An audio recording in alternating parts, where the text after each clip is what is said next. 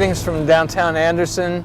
I'm here with Carey Jones, the president of the Main Street program of Anderson, and Mr. Downtown that puts on our block parties like a real trooper. And we're here to talk about the beginnings of the day before Father's Day Main Street Car Show. In 2000, the streetscape had just been finished, and the merchants had gone through about a year and a half of construction and missed business and whatnot. And I was on the board of the Main Street program, and Don Chapman was, and Carey, and I think I was at the Art Center with Don Chapman talking about what we could do to bring people downtown and eat in our restaurants and take part of the new downtown Anderson experience. And so we came up with the idea of a car show. We pitched it to the Main Street program, and then they ran with it, and we were always looking for ways to get folks downtown. And in the beginning, once they had agreed to it, we wound up going through City Hall and getting the permit and closing the street off. And I've got a letter here to the chief of police asking about, how we can close the streets off and the barriers. And once that started, before that started, we had to go to City Hall and ask for permission. Fortunately, Buck Roberts, the city councilman, is a car guy, and they were very excited about it, and walked us through that process. And putting on a show, you need sponsors for printing, for dash plaques, like we see on the 57 Buick there. You need for printing and posters and mailings. In addition to paying for the publicity materials, we had decided that one great way to get people to come down and dine in our restaurants — there were only less than a half a dozen at that point. Sullivan's had just opened up the year before. We decided to get a sponsor to give everybody $5 downtown dollars. That $5 wasn't a lot for lunch, but it was, half of a couple's, Yeah, it's fluctuated up and down. According to the economy, to the budget, it's gone down to $2, and now it's back up to $5 again. So we made it a very tasteful show based on history. In 1948 in July, a Tucker car came on a promotional tour, and we had friends in Atlanta, the Kofer collection, that had a Tucker, and it was the pride of their collection. So we wound up, this was the very first poster, and that's the Tucker parked in front of City Hall. And we got the Tucker from Atlanta, from Tucker, Georgia, and it was the star car of our show. For 3 years, the Kofers lent us some pretty wonderful cars for the event. So we had all of our ducks in the row, and the merchants were busy with their work, so a skeleton crew of volunteers, Dave Bowman and John Norton, some friends in the car clubs, we pretty much ran that first event. We had 87 cars. We had planned for about 120, because that's what spaces we had, and it was an astonishing success. The daughter of the gentleman, this guy right here is Dr. Forrest Suggs, and he was the man who bought the franchise for Tucker in Anderson. He lost his shirt, but his daughter was here. We had the Tucker in front of the historic courthouse, and I've got photos of his daughter admiring the car, and it was really a success. Oh yeah, that first show was a success. In fact, all the shows have been a success, and it's grown from that. We'll have over 100 cars that'll drive up the day of the show. We've already got over 300 that are pre-registered. That's astonishing. Yeah, especially when you only have 330 parking spaces. Yeah. So that's going to be unique. But this year the boundary has been moved up by Kitchen Emporium We expanded it 2 blocks to Federal Street. because we know we're going to lose the police station parking lot next year. Oh, right. I had, this is one of the things that you didn't run into that I run into. We got numbered parking places, so I had a gentleman that had been bringing 2 cars. I get the registration in, and there's 22 cars, one person. So I had the parking lot down there at the police station, so I put them all there, and that worked out fine. And then you got another gentleman that usually brings 1 car, 8 cars. And they want to park them all right there together, you know. In a Of great course, place. everybody wants to be on North Main Street or on the square. Or on a corner. Yeah. It's just, it's crazy. I might look like that I'm just, sitting back, relaxing, having a Cool good and time, but collected. inside I'm turning cartwheels and flips right now. Well, this is the crunch time before, and I know what that's like. The layout of the show is always critical because you've got clubs that come and you've got individuals that have, I've been in that corner for 20 years. And, it pitch a fit. In 2001, we were very lucky to have the Great Race come through. The Great Race, they pick a different route every year, and they started in Atlanta, and Anderson was their first stop. So people were lined up watching those great race cars come in, and it really cemented the success of the show, and we knew that it was not going to be just a one-time thing. That was 2001. In 2000, my most memorable experience after all of that effort was at that time Steve Tanner was the downtown manager, and he came to the garage where after the end of the show that we had down by Dexter Grocery, and we were sitting there having a libation, and he said, "I don't know how you guys did this, but it was pretty special." And who knew that this would be 20 years, the 20th anniversary? Yeah, well, I didn't quite realize or remember the thing about you and Don and being you were in Don's idea. Don actually is one of my tip-top helper parking guys. So we've got Ron Haskell and Don, and then Elliot Hallman, and we got some pretty high-powered parkers that park the cars, and that's real important. And then we pull the tabs, making sure everybody gets to the right parking spot. And I tell you what you've created, and I'm gonna plug our sponsors here because I got to. It's the Piedmont Natural Gas Day Before Father's Day celebration and car show. Okay. I added the celebration this year because I just thought about it. Tom, what you created, it's not in Anderson. It's not really a car show. It's a Father's Day celebration that just happens to have a bunch of 400 classic cars. There are people that actually celebrate Father's Day on Saturday and don't even get together on Sunday. I mean, that's what my dad and I did for years. And you see them going down the street with baby carriages with grandkids, and grandpa's saying, "Hey, we used to have one just like that," or that reminds me of Dad's car, and it's a real family friendly. It's spectacular, really.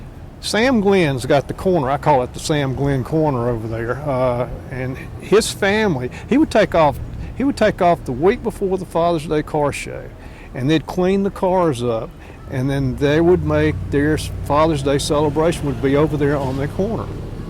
I mean, it was just a huge thing to him. And I guess if I'm ticked off at you about anything, is picking the Saturday before Father's Day, because what happens is it's not just a car show. So that puts an extreme amount of pressure on me, because if you mess up somebody's Father's Day, right? Who knows? That could be the last Father's Day celebration that some families have. In fact, that's what I'm going to be going through this year. I know, and it won't be easy. So I mean, it's my dad and I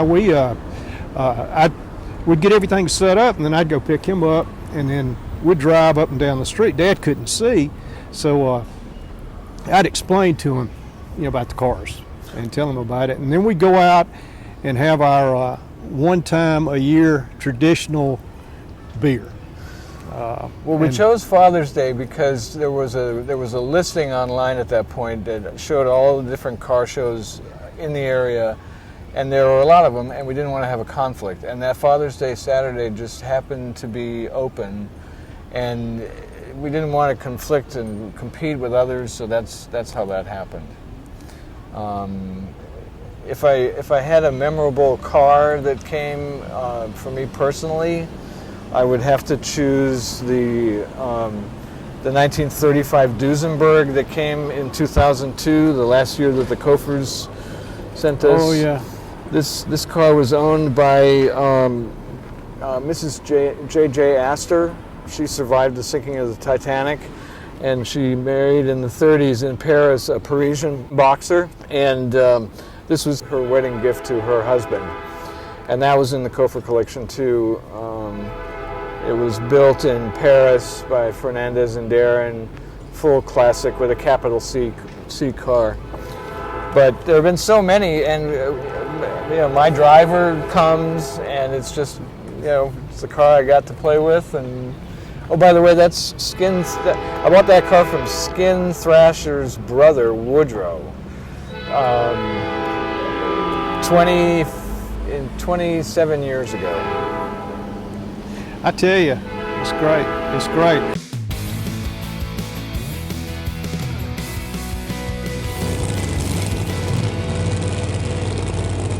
I said something about my dad being blind. My dad wasn't blind all along. I mean, when he first came to the shows, probably 4 shows in, we'd walk around and he could see better than I could. But there toward the last, he couldn't see anything, and we'd ride around in a little golf cart and check things out. And he was here last year, and he was 95 years old then. So we had a good time. That was our big day.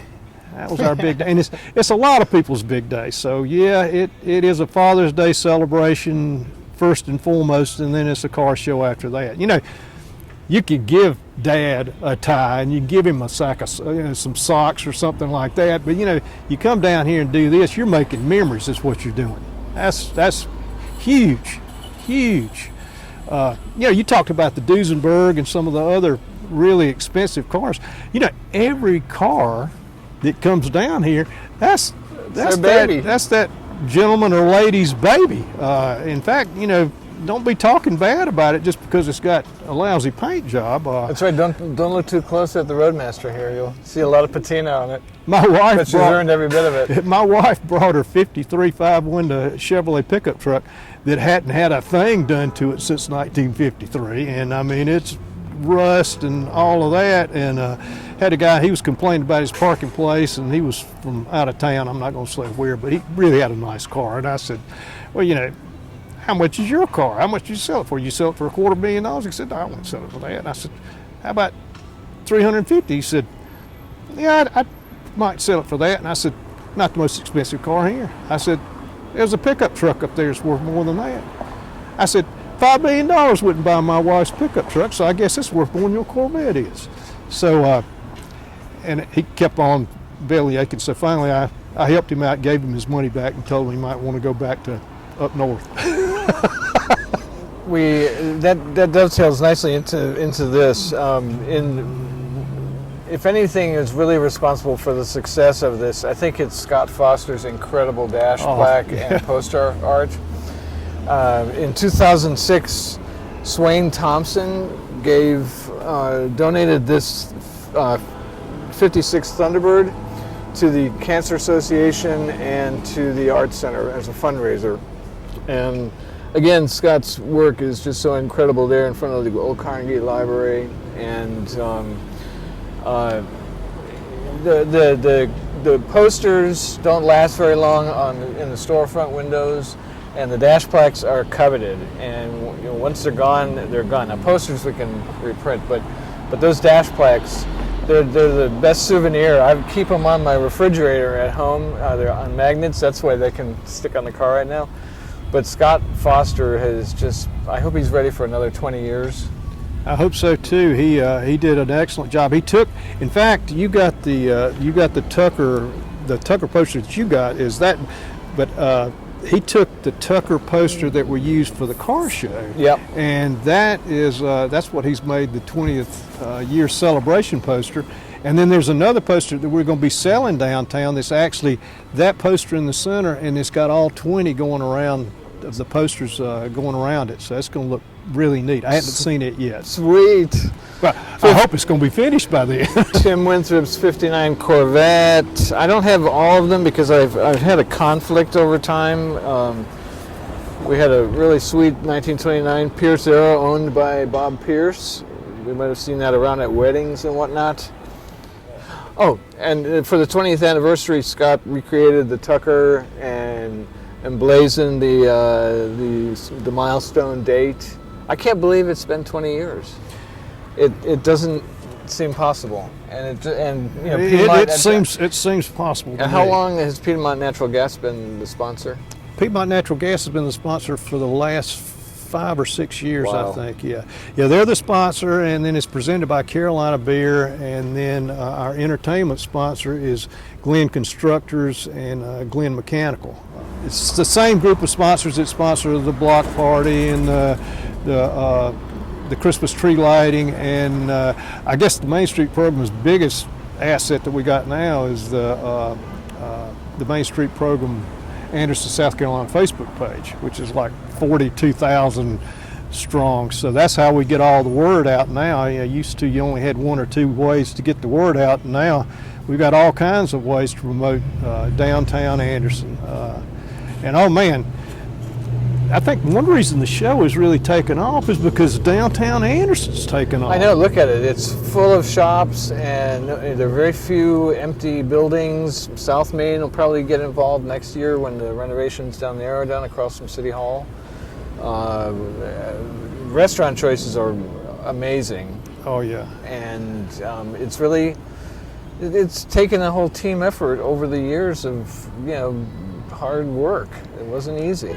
So I mentioned earlier about my 1957 Buick Roadmaster that had been bought from Woodrow Thrasher, and it's a 300 horsepower V8 4-barrel with power windows, power seat. The next step up was a Cadillac, and the car was sold new in Aiken, South Carolina. It wound up here over at Henry Parker's garage on Bleckley and Fair. And he stashed it away, sold it to Woodrow. I've had it for 27 years. It's been all over the eastern seaboard. It's been to Williamsburg, Virginia. It's been to Chicago, to Michigan's Upper Peninsula to visit my parents. It's just a really good driver that has been in Chicago downtown traffic in the Loop. It's a good road car. Well, the reaction is, when we were in Detroit at the 100th anniversary of the automobile in 1896, there was a big party and celebration, and we did a parade down 8 Mile Avenue, and everybody was saying Roadmaster, and if I had $1 for every time that I heard that on that parade, and at other times, I could buy another Roadmaster with the money. But she's a pretty car, Dresden blue and Dover white. White paint is original, the blue was redone 35, 40 years ago. So I can get in it and play with it, and it's, like Carey said, it's my baby, and if she's got some battle scars, it's okay, because it adds to her character. You had these, I guess it's the applications from the first event, and here we got Danny Berry. Danny Berry's going to be here. Yep. I mean, he still comes to this thing, and exactly. That's 1932 Ford sedan, and then you got the Balk Knights, like a 51 Mercury Coupe. I think that's probably going to be here again. I noticed a nicely typed response. Yeah. Rather than that. Yeah. Some of the things I have to try to read. It's unbelievable. Like, is there a doctor in the house? And my penmanship's not that great, but I'm telling you, it is something else. But I mean, I'm seeing names in here, you know, of people that are still coming. In fact, this is something I've been doing it so long now to where I couldn't put a name with a face if I had to. But I noticed when I was pulling the tabs off the board that number 40 was still up there. And I'm saying, well, man, that's Mr. Ed Brown's beautiful red hot rod Ford convertible. And so I called him up and I said, you know, I noticed your tab's still up here.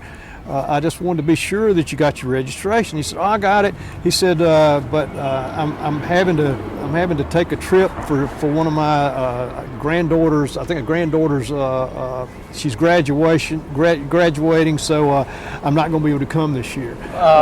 But that's what I do. You know, you get so used to the same people that come, and then when they don't show up, I try to call them up and make sure they're okay. You walk a thin line because sometimes you make a phone call and that person's passed on, but the parking place is so important to them. If I didn't call and then give it up, their parking place ends up with somebody else and they lose it, then oh my goodness, I'll be despised for a whole year until I get things straightened out the next year. the first few years we had car clubs that sent vehicles down for something new to do. It was new and fresh, and they got lunch with their $5. And we had them from the Hornets Nest region of AACA sent some. The Antique Automobile Club of America's South Carolina region came from Greenville. I know the Lincoln Club has been here in the past. Mm-hmm. I don't know if they're still part of it, but it was also a way for the clubs to do something and experience. We always wanted to do something new and fresh and a new downtown to explore and Well, I tell you, this has been I think it's actually this has turned into this is the biggest crowd, the biggest Saturday crowd in downtown Anderson is the Piedmont Natural Gas day before Father's Day celebration and car show. it rolls so trippingly off your tongue. I'm still having a little trouble putting that in there. It's added the celebration.